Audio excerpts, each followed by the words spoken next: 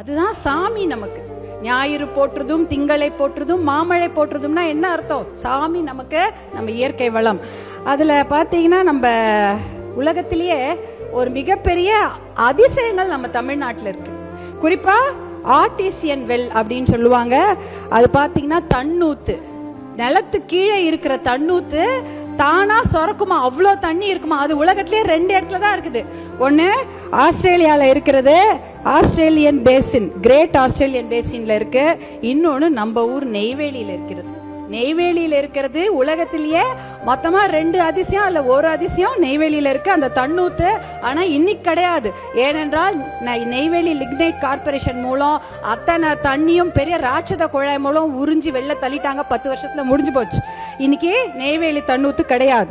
அதே போல இன்னொரு அதிசயம் பாத்தீங்கன்னா சென்னை பள்ளிக்கரணை மார்ஷ்லேண்ட், சதுப்பு நிலம். இந்தியாவிலே எந்த ஊர்லயும் சிட்டியில சதுப்பு நிலம் கிடையாது. கல்கட்டால கொஞ்சம் இருக்கு, தமிழ்நாட்டில் இருக்கு. அதுவும் சென்னையில பள்ளிக்கரணை மார்ஷ்லேண்ட் 15,000 ஏக்கர். எங்க தெரியுமா ஆரம்பிக்குதுங்க? அடையார் தியோசாபிக்கல் சொசைட்டி, வேளச்சேரி, இந்திரா நகர், காந்தி நகர், பெருங்குடி, பெரும்பாக்கம், சோழிங்கநல்லூர், நாவலூர், இதுலெல்லாம் அந்த பள்ளிக்கரணை சதுப்பு நிலம் இருந்தது. இந்த சதுப்பு நிலம் இருந்ததுன்னா எவ்வளோ மழை பெஞ்சாலும் அந்த ஸ்பாஞ்சு மாதிரி அந்த தண்ணி அது பிடிச்சி வச்சுக்கும். 2 பக்கம் அது ரெண்டு விதமாக நமக்கு உபயோகப்படும். ட்ரைனேஜ், எவ்வளோ தண்ணி பெஞ்சாலும் வெள்ளக்காடு ஆகாது, மெல்லமாக அது மொத்தமாக ஸ்பாஞ்சு மாதிரி இழுத்துட்டு மிச்சத்தை கடலுக்கு அனுப்போம். அதே போல் கிரவுண்ட் வாட்டர் ரீசார்ஜும் இந்த பள்ளிக்கரணை சதுப்பு நிலம் தான் நமக்கு கொடுக்குது. அதுல பாத்தீங்கன்னா இன்னைக்கு கூட மிச்சம் இருக்கக்கூடிய 2,500 ஏக்கர்ல அந்த பெலிகன்ஸ், ஆஸ்திரேலியன் பெலிகன்ஸ், பிளமிங்கோ போன்ற பறவைகளை இன்னைக்கும் நீங்க பார்க்கலாம். ரோஸ் கலர்ல பறந்துட்டு இருக்கோம். இதெல்லாம் இங்க பள்ளிக்கரணை மார்ஷ்லேண்ட்ல நீங்க பார்க்கலாம். இது ஒரு அதிசயம். அடுத்த அதிசயம்னா நீங்க நம்பவே மாட்டீங்க, அது கூவமாறு தான். சென்னையில் ஓடும் கூவமாறு, அது மிகப்பெரிய அதிசயம். 72 கிலோமீட்டர் அந்த ஆறு ஓடுது. திருவள்ளூர் பக்கத்துல இருக்கிற கூவம் என்ற ஊர்ல தான் அது வருது. அங்க அந்த தண்ணியை இன்னும் குடிக்கிறாங்க.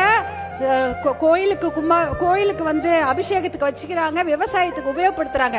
ஆனா எப்ப அது சென்னை கிட்ட வருதோ, ஆவடி அம்பத்தூர்ல வரும்பொழுது ரசாயன கழிவு, நம்மளுடைய சாக்கடை கழிவு, திடக்கழிவு, இதெல்லாம் கலந்துதான் கூவாறு சென்னையில மிகப்பெரிய ஒரு சாக்கடை மாதிரி ஆயிடுச்சு. அது துர்நாற்றம் வீசுகுது.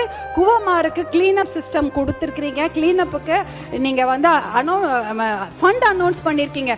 கிளீனப் பண்ணா கூட பத்தாது. அந்த முதல்ல கொட்டுறாங்க பாருங்க அந்த குப்பை, அந்த குப்பையை தடுத்து நிறுத்தின அப்புறம் தான் கிளீனப் பண்ண முடியும். ஏன்னா ஒரு முறையாக கிளீனப் பண்ணாலும் இந்த ரசாயன கழிவும் இந்த திடக்கழிவும் இந்த சாக்கடையில் திருப்பி கலக்கும் போது மறுபடியும் அந்த ஆறு குப்பையாயிடும். அதனால அது ஒரு சஜஷனாக தான் சொல்றோம். இதே மாதிரி